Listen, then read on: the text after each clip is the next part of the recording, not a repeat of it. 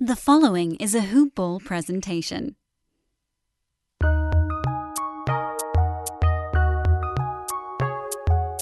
Welcome to the Fantasy NBA Today podcast.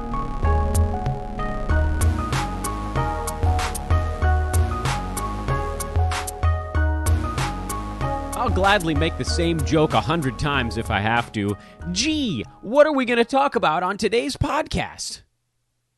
Hayuk, hayuk, hayuk. Welcome to Fantasy NBA Today, everybody. I am Dan Besbris, and this, of course, is a Hoop Ball presentation. Hoop-ball.com is the website, at Hoop Ball Fantasy on Twitter, and a lot to tell you about what's going on there. I am at Dan Besbris on Twitter, DanBesbris. First of all, hello. A good Monday to you all. We started off a new week on the right foot and a very exciting weekend of free agency and minor trades taking place, mostly free agency. And as I finished up that Friday show, you remember on Friday we did a show just called Free Agency, where basically I waited until a bunch of stuff had happened. We recorded the show at about 7 to 7:30, 8 p.m., I think, Pacific time on Friday night. Normally our shows air in the morning, Pacific time, early afternoon, Eastern time, but we pushed it back by some, 10, 11 hours, figuring we'll be able to jam in a good amount of the signings that happened. And we did, but really not close to everything that shook out over the weekend. So I come into this show with a slightly new plan. On Friday night, I think at the end of that episode, I said something like, all right, on Monday we'll talk about what happened over the weekend. That's just not that simple. A ton of things happened over the weekend, and to go through each of those one by one would actually create this strange web, almost an infinite loop, where we keep circling back on the same topics over and over again. So I'm changing the way we're doing this, and instead of going through each individual move that happened over the weekend, what we're going to do over the next couple of shows is take a spin around the league. That's, very simply put, the easier way right now is to just say, all right, you know what? A ton of things happened, and instead of analyzing the individual things that took place, we're just going to look at the team. And the best way to do that is to look at depth charts. Who's in, who's out, and what does it mean? So we'll get to that here momentarily, and actually it does segue pretty well into our first thing on the show, which is, guys, the earliest access to the Brewski 150 is coming this week. It's the earliest we've ever put out a Brewski 150 at Hoop Ball. Ever. In the past, those of you that have listened to this show and have been Hoop Ballers in the past, you know that the Brewski 150, Aaron Brewski's critical, the league-changing list that just wins every year, gets put into the draft guide about 2 weeks before the season starts and gets offered up to the early access users 1 week in advance of that. This year, we've added a third tier, the ultra early access to the B150, which is now roughly 4 weeks prior to the start of the season, give or take a couple of days. It'll probably be later this week. So instead of in seasons past getting the B150 as early as 21 days before the season, this year you'll be getting it more like as early as 26-ish days before the season, and it is only available to Hoop Ball 360 subscribers. I haven't talked that much about Hoop Ball 360 on the podcast. We're going to do that quickly here now because I think this is actually very important. Many of you have actually asked this question on social media. So not only is this a promo, but it actually addresses one of the queries we've had on this stuff, which is Hoop Ball 360 is our everything package.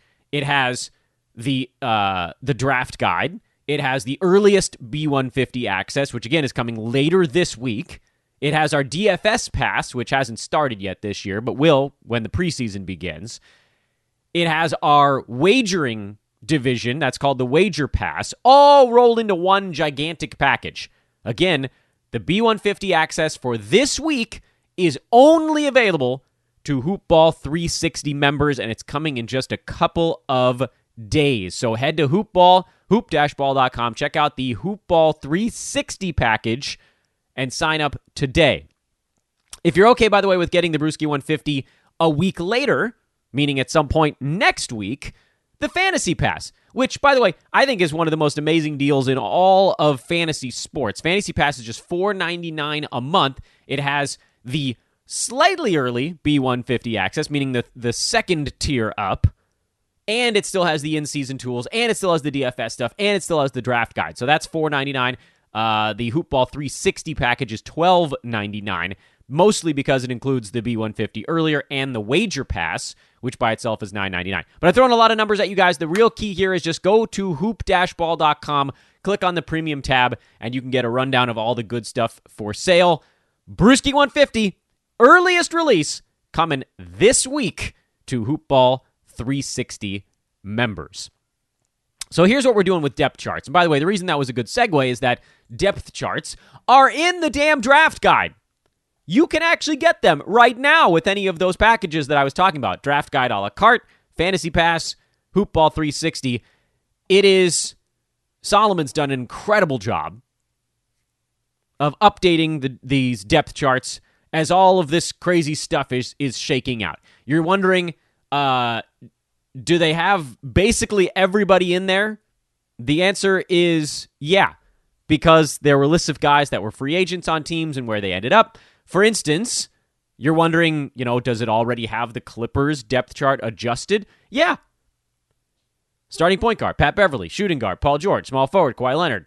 Power forward, Marcus Morris. Center, Serge Ibaka. I'm not going to give you everything here on the podcast. Suffice to say that by itself is enough. It has a list of free agents signed and a list of players that departed either by trade or free agency. This is your one-stop shop to understanding who the hell is on which team, and as you begin your analysis of all of that, it sure does make your life easier.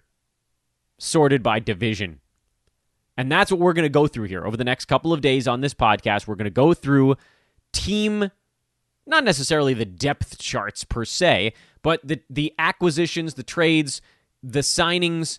Instead of going through each individual name, we're going to look at the teams and see how everybody stacks up. So let's begin. Let's jump right on in. Again, welcome to the show. If you're new to the podcast, I know this is a time of year where folks are finding their resources for fantasy sports. We are thrilled to have you, and I hope that you enjoy what's coming, and we'll stick with us here for the long term. We're going to start in the Atlantic Division because that's the way it's written on the paper in front of my face. There's no other real reason. Sometimes we go left to right across the United States. This time I think we're going right to left. Whatever. Where it's like we're reading the team lists in Hebrew. We begin with the Boston Celtics. Tristan Thompson, one would argue, is really the main free agent thing that happened there, at least on the way in with Boston. Gordon Hayward, the big thing on the way out. They also offered, and I think the idea, I don't know if it's been signed yet, but Jason Tatum agreeing to the max extension, but that sort of doesn't really matter for us on a fantasy purpose. Jeff Teague also in with Boston as a backup point guard, so there are a few things floating around, kind of around the edges here. But I want to focus mostly on what Gordon Hayward's departure and what Tristan Thompson's signing mean for the Boston Celtics. Because Jeff Teague, he'll see some playing time on this team, but it's not going to be significant unless Kemba Walker is out for a long stretch. Basically, what happens with this team is that what we saw a lot of last year, which is that someone in the starting five was almost always out for the Boston Celtics, whether it was Kemba, Gordon Hayward missed a bunch of time himself. Jaylen Brown missed like 10 games. Jason Tatum missed a handful of games, not as many as the other guys. The center position was fluctuating, but that one was sort of on its own weird little island because the rest of their starters were basically a guard and three wings that they were rotating based on matchups. Generally undersized at the power forward spot, and that's probably not changing anytime soon. But what we also saw was that the Celtics kind of had one too many fantasy guys. Not in that their team got ruined by it. In fact, most of the guys on that club still had pretty good fantasy seasons. Jason Tatum elevated himself to the edge of the first round. Gordon Hayward, around his injuries, had a top 50 fantasy season. Jaylen Brown elevated his game to a top 70 fantasy season. Daniel Theis, one of my favorites, played his way into more and more minutes as the year went on. He ended up as number 79 in 9 category leagues.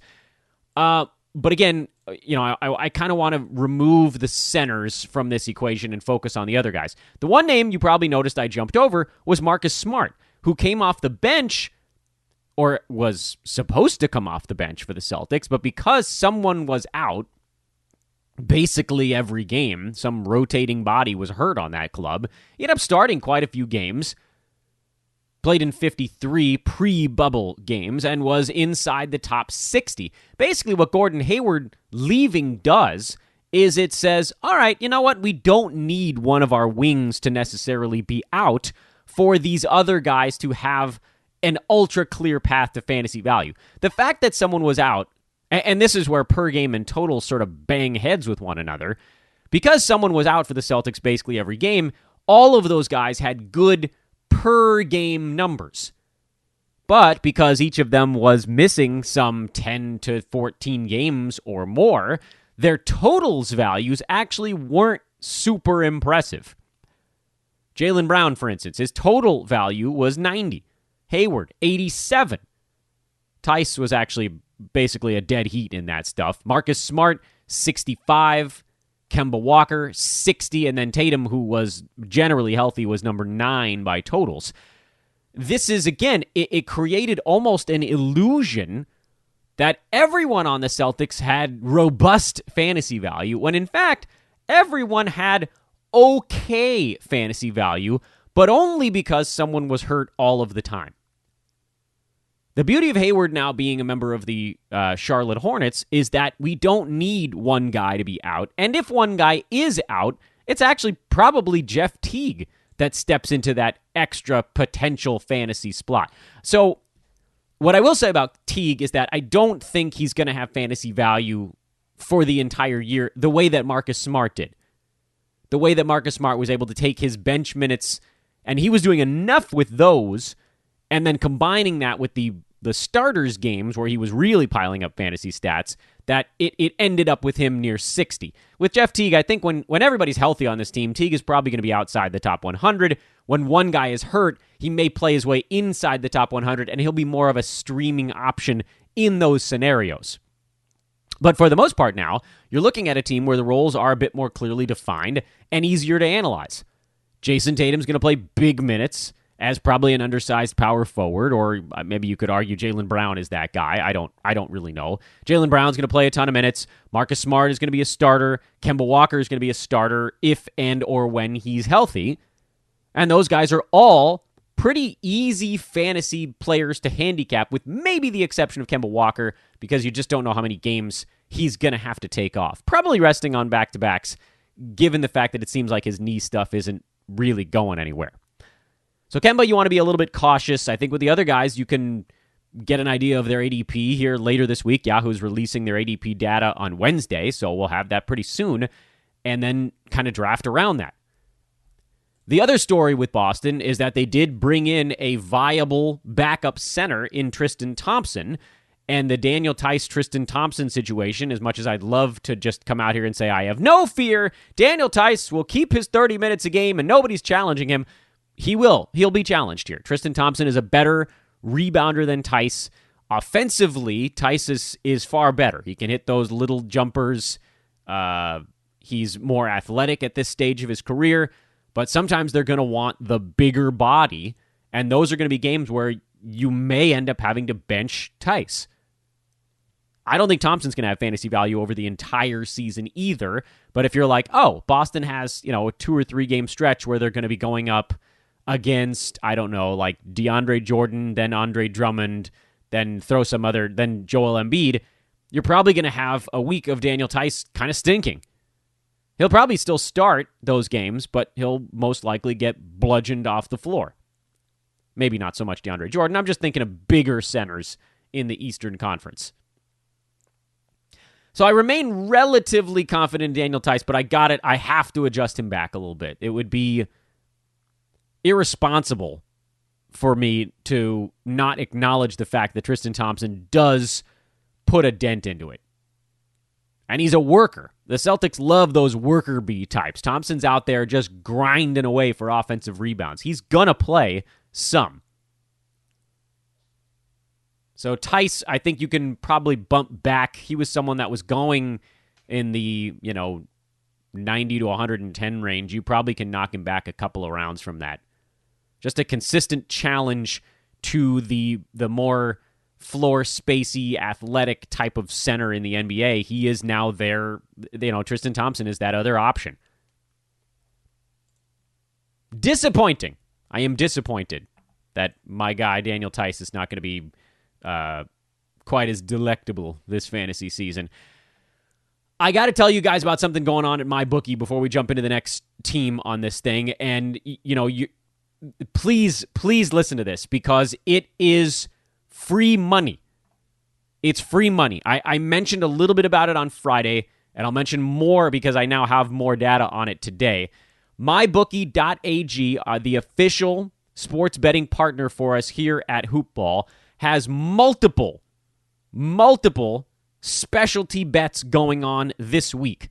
First of all, go there and sign up with promo code Hoopball.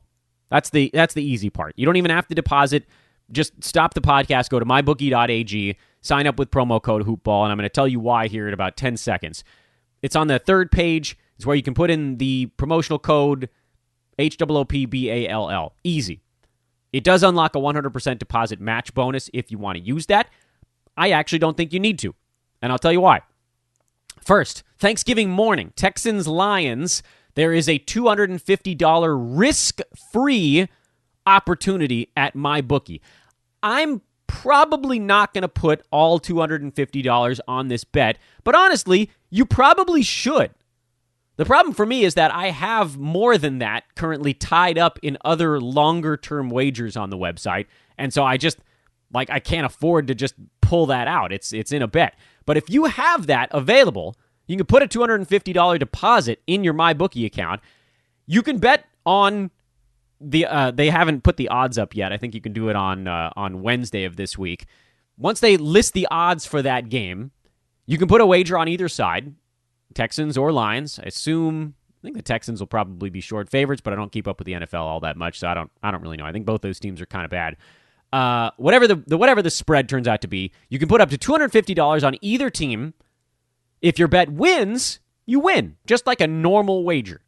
Great. If your bet loses, you get your $250 back as rollover bucks, but only 1x rollover. It's only one time. For those of you that are not familiar with what rollover means, and please bear with me on this because this is an opportunity. I know you guys came for the fantasy, but I'm outlining ways that we can win anywhere from $250 to like $450 together without sweating at all. This is free money. So rollover, for those of you that are not familiar with how online sports betting works, is promotional dollars. And, if they say it's 5 times rollover, means if they give you $50 of promo bucks, you have to make $250 in bets for those promo dollars to turn into actual cash that you could cash out. Okay, that's what rollover means. If you lose your Texans-Lions wager, whatever side you're on Thursday, and the $250 goes back into your account, it's only one-time rollover. So you only have to bet that $250 one more time. And it doesn't have to be on one wager either. You could do, however you want to get to that $250. And here's the brilliant part. The very next day, Black Friday, MyBookie has an all-day odds boost extravaganza. Those of you that listened to this podcast about a month and a half, 2 months ago when we did an odds boost extravaganza there was a football game where it was like you got Chiefs and 50 points. It was an unlosable bet. It's a guaranteed winner, and that was a $50 bet just for nothing. They gave you $50. And then there was a Saturday about 2 weeks later where there was an odds boost bet every single hour all day long. And that's what's happening again on Black Friday. There will be from 10:30 a.m. Eastern Time, so 7 a.m. Pacific, until 8:30 Pacific in the evening, a different bet will be boosted every hour. So 7, 8, 9, 10, 11, noon, count them all out. It's like 13 of them over the course of the day. You can only bet up to $25 on all of these because they're basically free money type wagers. For instance, one of the examples they give is that on Black Friday, Notre Dame is playing North Carolina, and normally there's a prop bet, will there be a touchdown scored in the football game? Normally, you'd have to lay 4 to win 1. That's a minus 400 wager. Normally. On Black Friday, even odds. That's a winner. Someone's going to score a touchdown. It happens in like 98% of football games. And they're giving you 50-50 odds on it. Bet $1, win $1. And here's the brilliant part of all of this. This is how it all ties together. If you put $250 on that Lions-Texans game on Thanksgiving morning and you lose, and you have to roll over the $250 before you can cash out, guess what? You can get to about $250 in wagers just on the odds boosts, the 13 some odd odds boosts on the very next day. If you make all of those bets, it's probably going to be something in the $150 to $250 range. You're probably going to win most, if not all of them. So you're going to chew up most of your rollover requirement. Your $250 in your account is going to be going up to probably $400 or $450. And I don't know, maybe you have to bet like another $50 to hit your rollover. You could put it on some stuff that we're doing here at Hoopball. You can sit on it and wait until the next odds boost promo, which I'd be willing to bet most of what I own that there will be one near the start of NBA or the start of college basketball. Then you hit your rollover, and then you could cash out $450, $500 without ever risking a cent. So I hope you guys were able to bear with me on that because it wasn't even really a promo. This is the beauty of modern sports betting is that these sites have to compete for our dollars. I know you're going to kill me because this is a long segue away from fantasy sports. But guys, this is free money. That doesn't happen. Cashing out is easy. They do e-check, they do Bitcoin. Either way, it's very simple. MyBookie.ag is the website. I will be tweeting about it all week from the @DanBesbris account. Sign up with promo code HOOPBALL, and let's win anywhere from $250 to $450 risk-free. You can take that and get the Hoopball 360 membership I talked about earlier. That's promo. That's a promo. All right. Okay. All right. I know. You want more fantasy stuff. I get it. We're going to do that. But look, it's my job, and I'm going to do this every day this week to tell you guys when you can just get $400 some odd dollars. For many of us, I mean, if that, that's like winning a $50 fantasy league. You can just do it this week without any fear. If you win your Thursday morning bet, you're up $250 already. And then if you make all the odds boost bets, like, really, we could win $400 to $500 this week. That's nuts. And a worst case scenario is probably win like 100 to 150. That's a worst case. Don't you guys want 100? Anyway. All right, let's get to the next team. Yeah, listen, I'm not going to apologize for trying to give you guys free money. The Brooklyn Nets, if we're going to stick through the Atlantic Division, the Brooklyn Nets have a couple players that we didn't see very much of last year. And so they haven't had to do a whole lot during free agency. And, the simple beauty of Brooklyn is that there just isn't a massive need to deep dive on this team. Kevin Durant is going to have his beefy fantasy value. Kyrie Irving's going to have his beefy fantasy value when they're on the court, and they diminish the contributions of basically everyone else. I wouldn't touch Taurean Prince or basically anybody who's playing their small forward position with a 20-foot pole because there's just not going to be enough usage there. I'm petrified to use a guy like Karis LeVert who has rough percentages and made his dent when everyone else was out. I have the same concerns with Spencer Dinwiddie. And so with Brooklyn, the only other question on that team is, do we do anything at the center position? They're going to keep making a run at James Harden. Things would get a lot clearer if guys like Jarrett Allen and Karis LeVert got sent out. I mean, then there'd only be one real center left. I actually think DeAndre Jordan is going to get the lion's share of center minutes this year. And maybe I'm wrong about this. We'll find out, I reckon, by game 2 of the regular season. But he's their guy. And when I say there, I mean the superstars on that team. KD and Kyrie, they wanted DeAndre Jordan to be their center. Why would they bring him in on a 4-year deal to appease Kyrie and KD? And as you might recall, there was a subplot here in Brooklyn that last year, part of why Kenny Atkinson got kind of squeezed out, well, they said they didn't like the way he was running the offense, but come on, who the hell was even on the floor? Kyrie was out the whole year. I think they were upset. Mostly, they felt like he was pushing DeAndre Jordan aside for Jarrett Allen, which is the right thing to do, frankly, but DeAndre was the guy. DeAndre was the guy that the superstars want to see happy, and he clearly wasn't. And so, basically, the very last day before COVID shut us all down, DeAndre got the job, got moved into the starting lineup, and he was probably going to play more like 28 minutes a game. And at 28 minutes, he actually would have been a fantasy value of some kind. Tough to say precisely how much, but he was at 120, top 120, in 22 minutes a game. And you can, with DeAndre Jordan, you can basically just extrapolate what he does. It's a fairly, there would be a decreasing of the slope, as with all guys, as you approach everybody has a per 36 that looks like it would be higher, but the line actually would level off a little bit as guys get closer to that 36-minute threshold because you just don't have as much energy. But DeAndre Jordan can clearly play more than 22 minutes a game.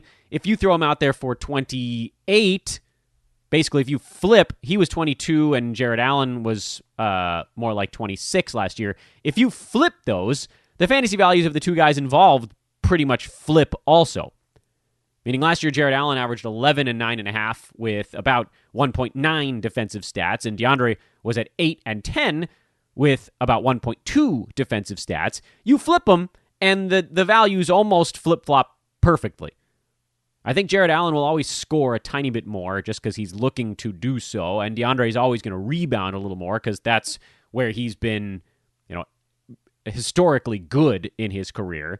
But just look at and then if you want, you can just go with percentages. DeAndre Jordan at 22 minutes, add about 20% to that, and you're talking about closer to 10 points, closer to 12 rebounds, closer to 2.5 assists, half a steal, 1.1, 1.2 blocks per game.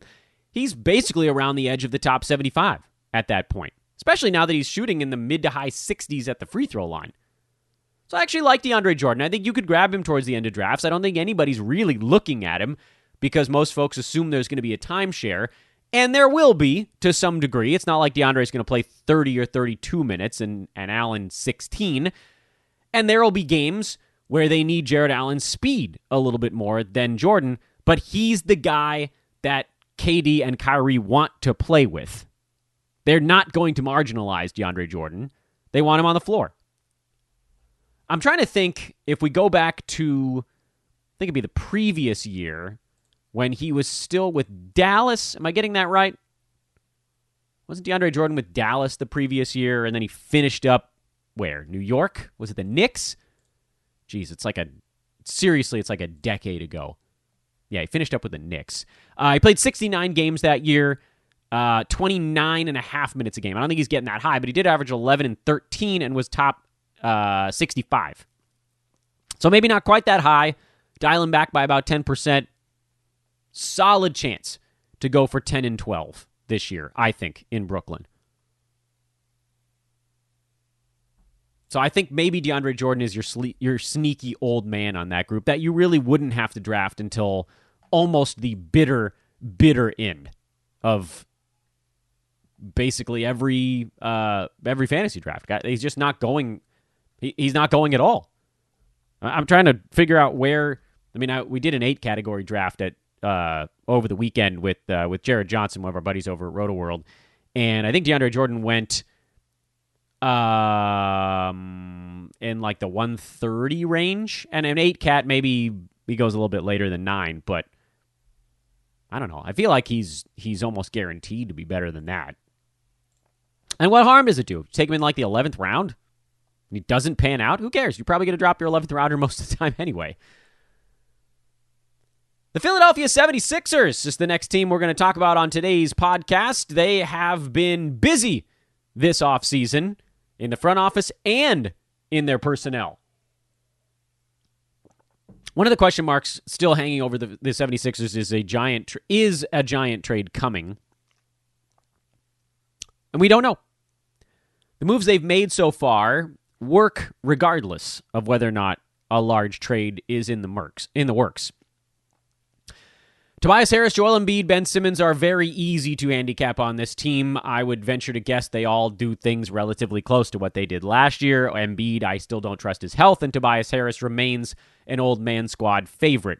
The other new things in Philly, they got rid of Al Horford, which doesn't really change much for the main guys. They threw Dwight Howard in there behind Embiid, so they're just a giant team at this point. And maybe, it's certainly more important for the teams where these guys went than the guys coming back, but unloading Al Horford's giant contract, bringing in Danny Green, Seth Curry, and sending out Josh Richardson didn't really create a ton of new fantasy value in Philadelphia in that, Danny Green's not going to have enough attempts on this team to hit that threshold. He'll do his usual stuff. He'll push being a 1-1-1 kind of guy. But there's just, over the course of the year, he might end up on a per-game average at like 110. But it's just not going to be exciting, and you kind of have to hope you catch those hot streaks. Probably a little bit of the same story with Seth Curry. He's going to have plenty of opportunities to shoot wide-open jumpers on this team, but there's just really going to be nothing else for him. So Philly becomes a relatively easy team. You're basically just looking at three main guys, Simmons, Harris, and Embiid. And then if any one of those guys is out, you start to think, okay, is there now enough for Seth Curry or Danny Green to take a bite out of it? Meaning, do they kind of get onto the right side of the cut threshold? And the answer is probably. Probably. Could Dwight Howard step in and post fantasy stats if Embiid has to miss a few games? Yes, he's a streaming option. He's a much more traditional handcuff. It's just, we're really focused on what we're doing on draft night. And on draft night, there are only 3 76ers that belong on a team. Seth Curry probably a hair closer than Danny Green, but I'm not drafting either one of those guys. Much as I love Danny Green, you guys know he sort of fits the old man build. There just isn't, as the great Aaron Bruschi likes to say, there just sort of isn't enough meat on that bone.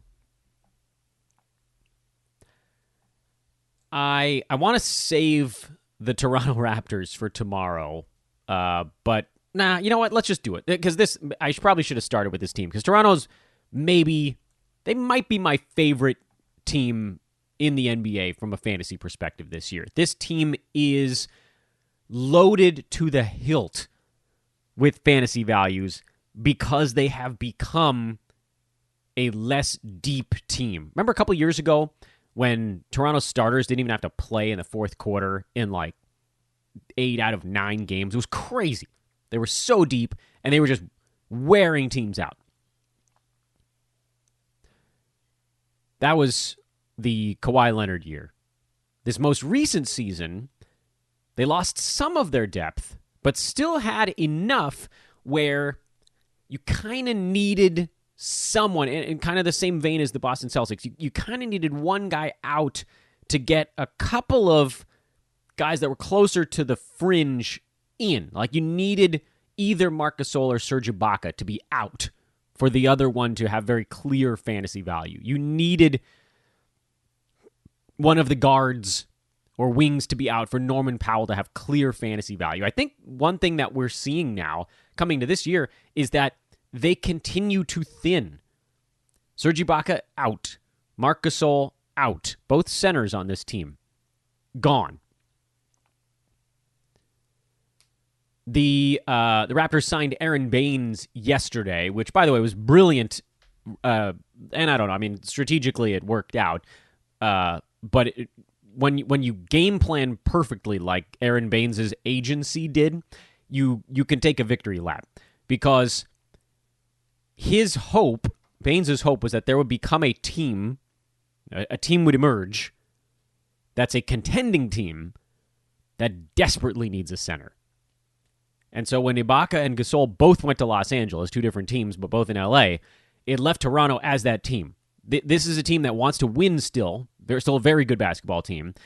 But, they couldn't just say, well, screw it, we don't have a center, we'll just play a young guy. That wasn't going to happen. It wasn't going to fly with the Kyle Lowrys and the Freddie VanVleets, guys that have come to expect victory from this team. They weren't going to be satisfied with Chris Boucher soaking up most of the center minutes or Pascal Siakam getting clubbed by bigger dudes. That was a bad plan. So Aaron Baines' representation was just kind of like sitting back. Okay, do we take some early offers? I'm sure there's some stuff on the table. Or do we wait and hope one team gets desperate? And that's what happened. Toronto got desperate, so they gave Baines a bunch of money, and he's their starting center now. So looking at this team, this is one of the few teams in the NBA that I could make a reasonable argument could have 7 players that finish the season with fantasy value. 7. There's some easy ones. Kyle Lowry, easy. Freddie VanVleet, easy. Pascal Siakam, easy. Okay? Those 3 obviously in. Lowry going to be underdrafted. VanVleet, Siakam probably pretty close to accurately drafted this year. OG Anunoby, certainly in 9 category leagues, he'll have fantasy value. He was very durable, and his game seems to be kind of slowly evolving. He's learning how to be a little bit more aggressive. So there's 4. I think Norman Powell is going to soak up basically every backup guard minute on this team, in that, he'll back up Freddie VanVleet when he slides over to back up Kyle Lowry for those 13 minutes a game.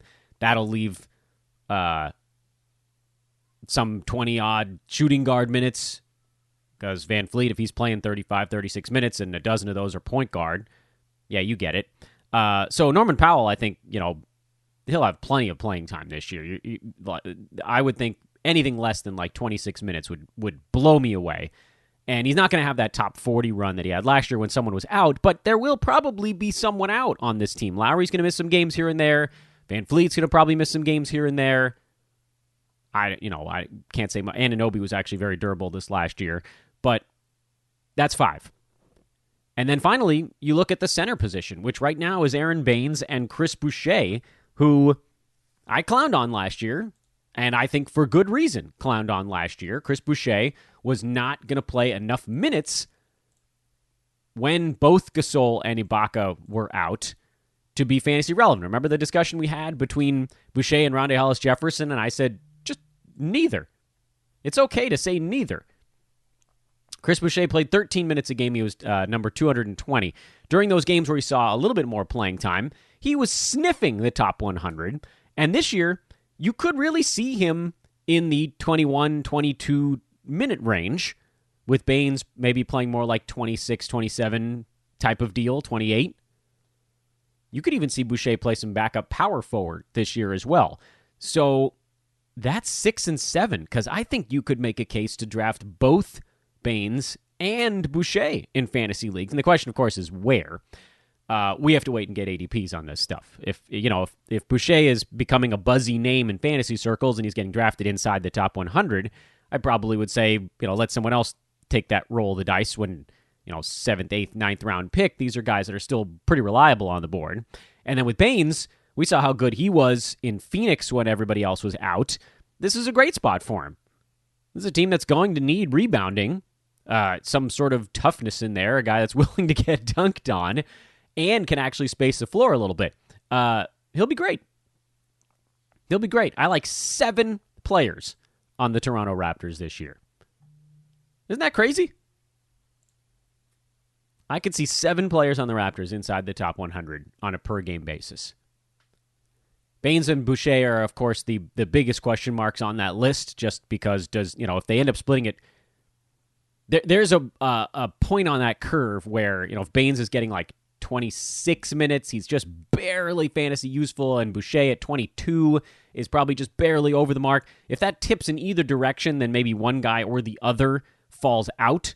If Baines plays 30 and Boucher 18, obviously Baines is in, Boucher is out. If it tips the other way and it's 24 minutes apiece, then you probably have a better chance of hitting value with Boucher. But there is a world where it's probably right around the 26-22 split, where both of those guys could be top 100 assets.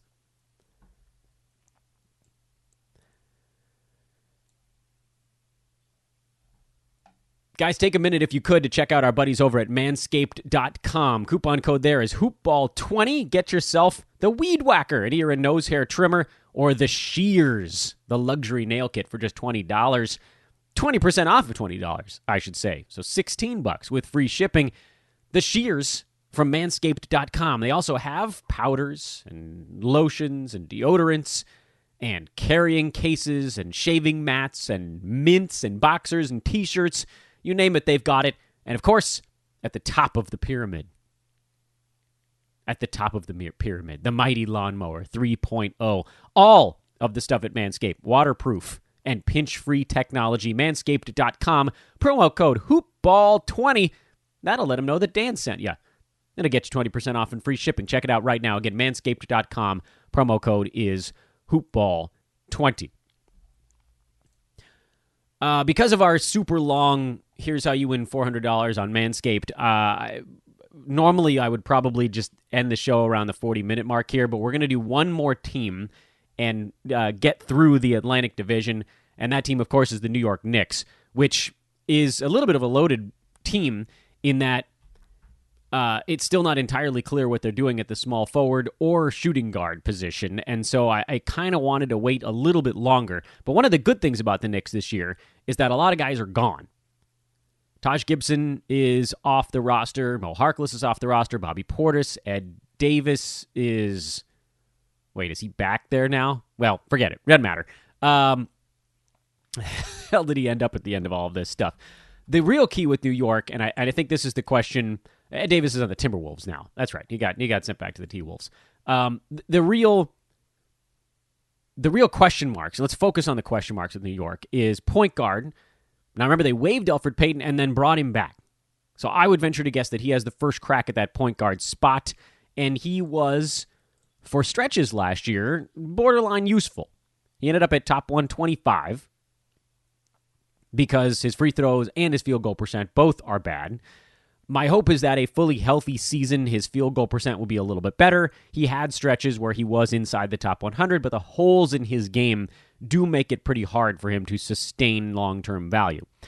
Julius Randle, we generally know about his position. He's a guy that's going to be overranked in fantasy because of his scoring, even after a rough year.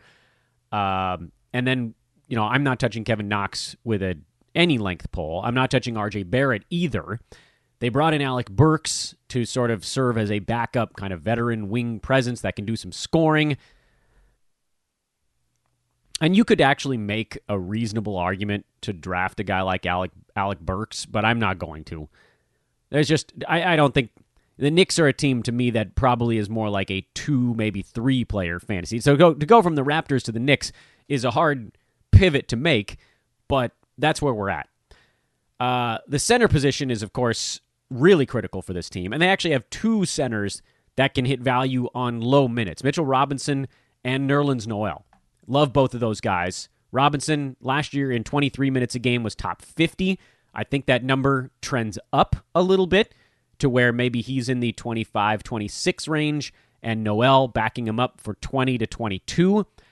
I think you get both of those guys.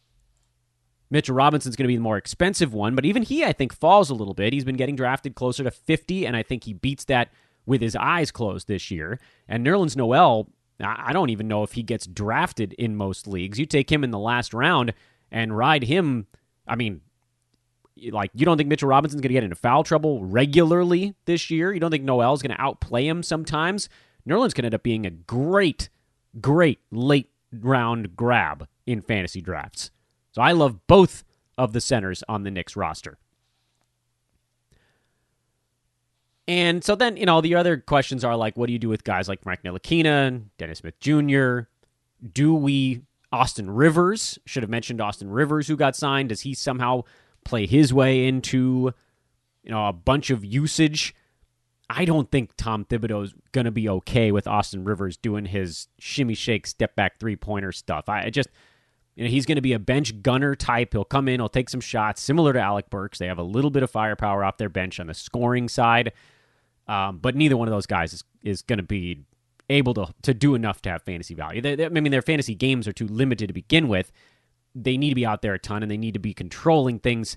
That's just not going to happen. So with the Knicks, I think you make the argument for 4, because Randall will probably have fantasy value again this year. I can't imagine his whole season is as bad as most of last year was before he did kind of turn it on late in the year. 2 centers for the Knicks. Love it. Secret stash on that team. And then, Elfrid Payton's probably going to be on the board at like 115, 120. And if you need steals and assists late and can cover up for his poor percentages, then, you make that plunge. And that's your Atlantic Division. See, this made more sense, right? To do it that way, to go through the 5 teams. And that might end up being our week, barring some, crazy news breaking on a team we've already covered, which, it's almost destined to happen. But in the meantime, we'll just float along this way. So again, folks, to recap, Atlantic Division in the books. The Hoop Ball product page, Brewski 150, dropping this week for Hoop Ball 360 members. Next week for Fantasy Pass members and Brewski 150 a la carte purchasers. But you guys drive me nuts.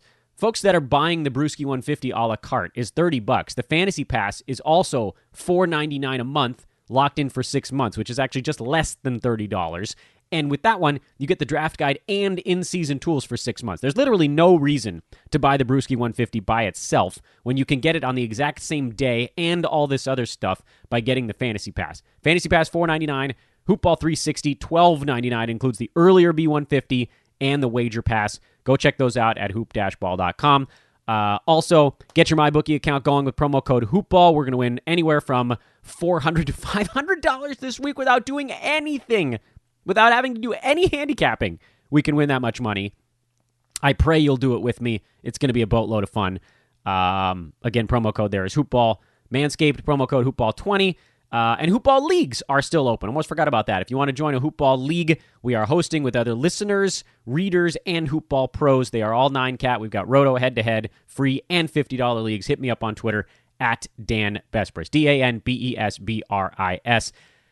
Thanks for listening, everybody. Hope you enjoyed it. I know, there's a lot of stuff to blend in these days, but I really hope you guys appreciate the fact that we're trying to find a whole bunch of free dollars on the table for everyone. Back tomorrow, Tuesday, we'll break down the next one, Central Division. That's what's coming up. This is Fantasy NBA Today. We'll talk to you tomorrow.